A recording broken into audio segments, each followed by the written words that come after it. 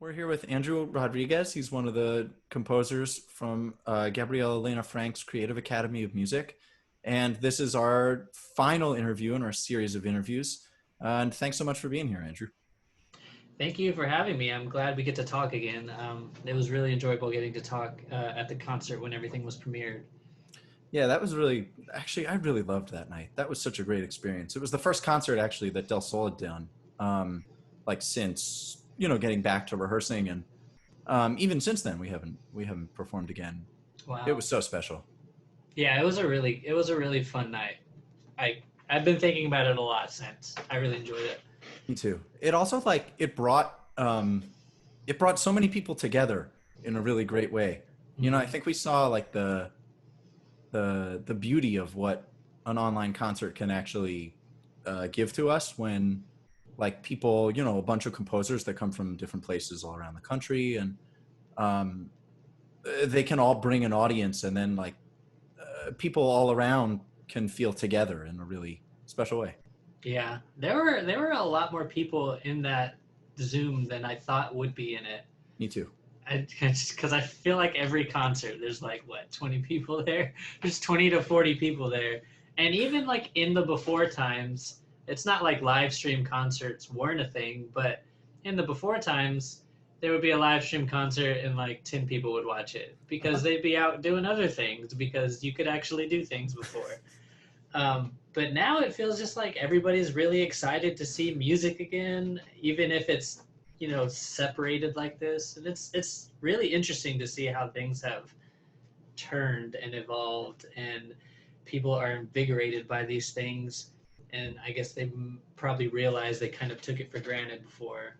Yeah, I agree. And it's really interesting actually like for me to see it how it's going to evolve in the future too, because like we're Mhm. seeing um so much gratefulness, right, for these live stream performances as they are now. But eventually like even this is going to start getting fatigued, and Yeah. we're going to move on. We're going to find something else that's new.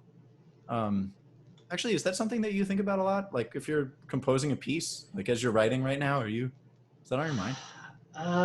Yeah. Well, it's interesting because so I just did this project with the Ad Astra Music Festival in Kansas, and their whole idea was they typically have like a big festival in Hays, Kansas, I think it is, every summer, and that obviously got canceled because you can't do that right now. But what they wanted to do is still maintain their concert series, their summer festival, but move it online. And so they commissioned me to write a new piece for this new online festival that they're trying out this year. Um, and so for like the first half of summer, I was like fully engaged with this new method of writing music for socially distant performers, and like figuring out logistically how that's going to work, and like what kind of music can I write that would work with this sort of setup, which is different than what Del Sol did because Del Sol was luckily able to work together in the same space. But for this commission, everybody was spread out across the country.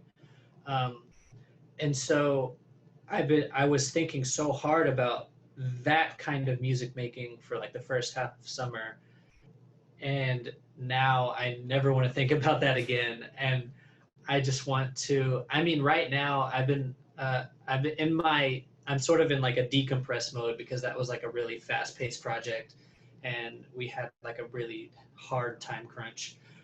So in my decompression now, I've been writing like a lot of solo electronic music and just sort of experimenting and having fun. And that way I don't have to think about performance. It's all just recorded.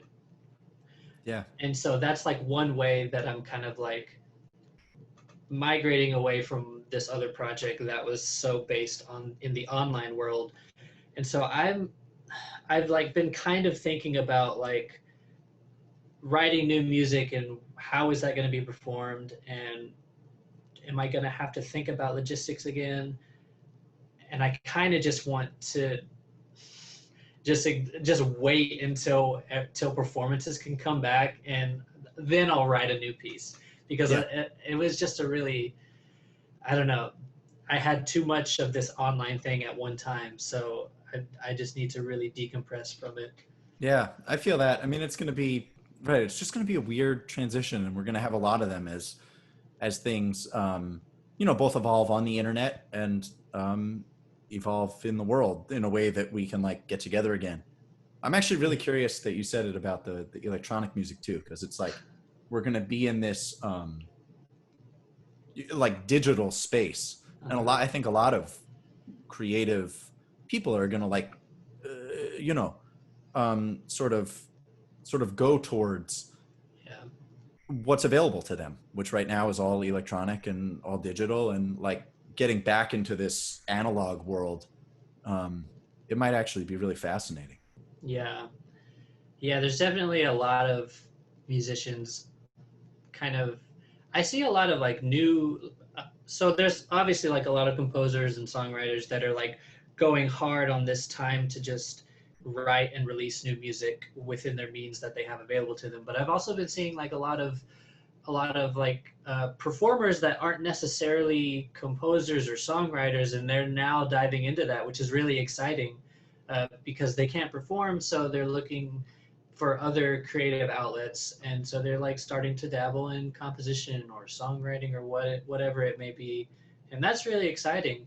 And I'm surprised, like happily surprised, that people haven't gotten too weary of everybody releasing like these new EPs or releases. Um, People are still supporting, independent musicians through Bandcamp and whatever, like really avidly, and it's nice to see. I'm happily surprised that it hasn't like fallen off. Me too.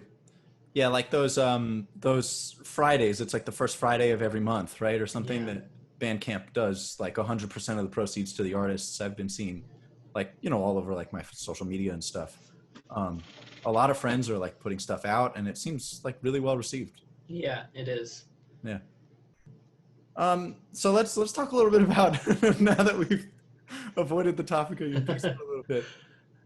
You wrote us this piece. It was called "A Song About Unity," Hmm. and something that we talked about at the concert was this funny moment where the day that we got to work with you through the academy, and we showed you the piece, and we were working.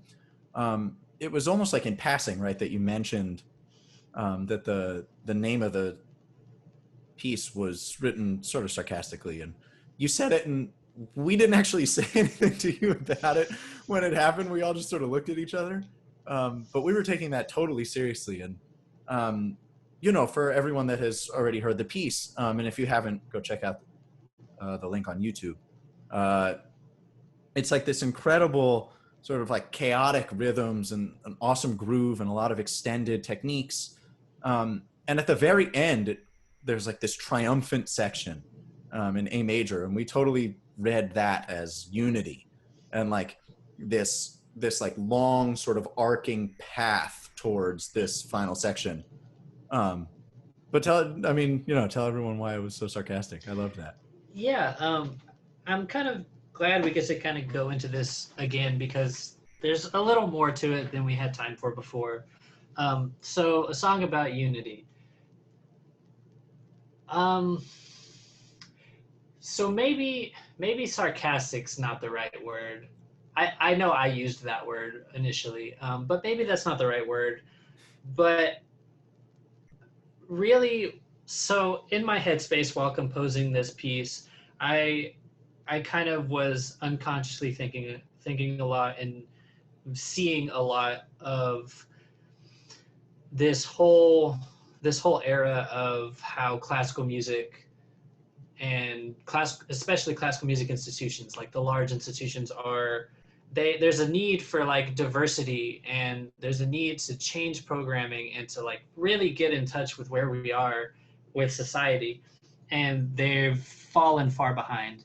And so you see them tout these kind of diversity initiatives of, we're taking steps in the right direction to kind of correct course, but it's so half-assed, and like it's not near enough, and nobody's really willing to do nobody in these institutions is really taking a step to really do the important work that starts at a much smaller level and like really gets seeds grown from like small communities and like starting at the base level of everything, and not just like giving somebody a gig at the New York Phil. Like that's great. That's like a face to put to it. But there's so much more integral work that happens at a lower level, and like starting like getting younger people and giving people opportunities at a younger age to make this field as diverse as it should be in the future. So I was thinking about that a lot while writing this piece, which is, I guess, kind of why it sounds so kind of angsty. It sounds really, I don't know. I honestly was probably mad a lot. Um, and so the title really kind of reflects this idea that we this idea of saying like, you know, we're showing you that we want to be unified, this field should be unified, but then the music portrays something differently. So at the heart of it, it's like the opposite of what the title is. um but also it's not, it's also like the piece, aside from that, the piece itself going in with the title, it's also, you know, weaves in different levels throughout the piece, because there is that big A major section at the end, which, you know, could be like the unity section. But even it's so short lived in the piece, and it falls apart pretty dramatically. Mhm. It comes to like a stop, like a just sudden halt. Um, but also another thing about unity in the piece is so much of the piece, the materials that I'm using to write the piece, is based off of um, kind of what I refer to as compound. Actually, I don't even remember what I used to call them, compound gestures or something like that. But this idea of like everybody in the ensemble working together to create this one sound, this one interesting sound. And that doesn't necessarily mean everybody plays at the same time, but it's like a combined effort to create this one gesture. So much of the piece is based off of these moments and these different compound gestures. Uh, and so it's interesting because it takes that idea of unity, because y'all have to work as a unit to achieve that.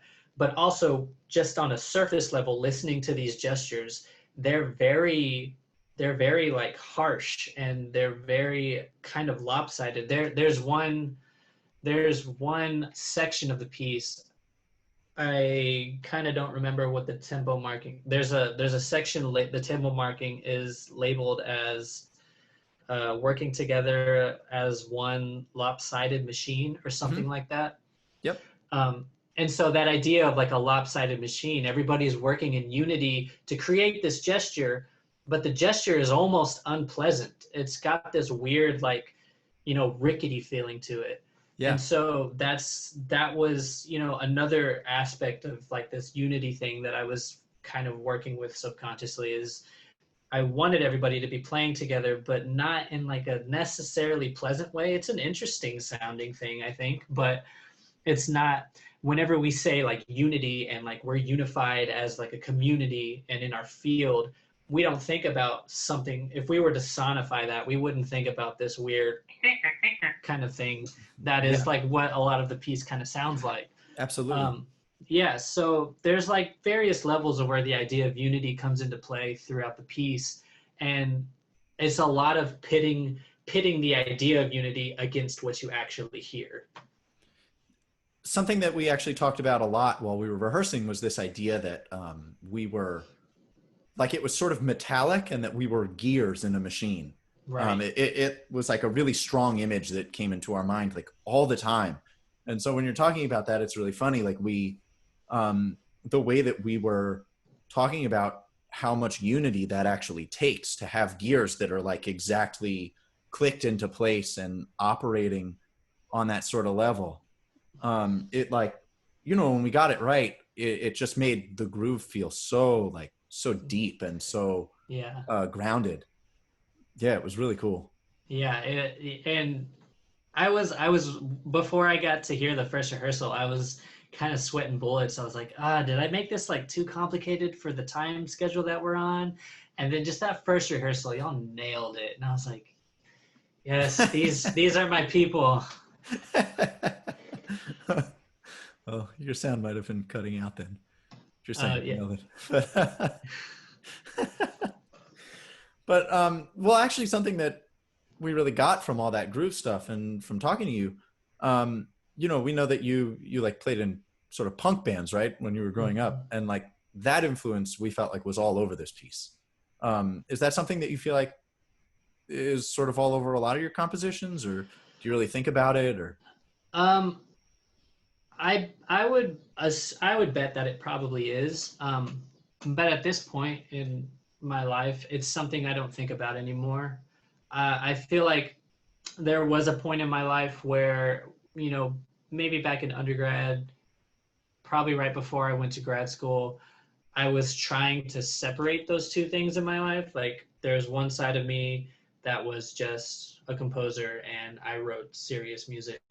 And then there was another side of me that, had been in punk bands and hardcore bands and did a lot of touring. And I like that was my performer side and what I kind of embodied as a performer and a guitarist.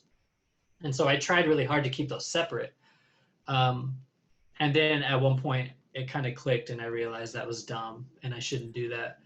And so now at this point, I've been following a path for long enough that I don't think about it anymore. And I've been, fortunate enough that every project that comes my way or every project that I'm able to pursue, it's with people I really enjoy working with, and it's with people that really want me to just kind of do my thing and do whatever I want. So I never really have a whole lot of like limitations. And so I find myself just kind of following this path of doing what I really enjoy and really experimenting in ways that I find really enjoy I really enjoy. Um, yeah, and so yeah, I don't think about it anymore, and I'm glad that it comes across because that is part of me, and it makes me feel like I'm writing the right kind of music that really speaks to who I am. Yeah, that's what it really sounds like, is like it's this path where you find your own identity.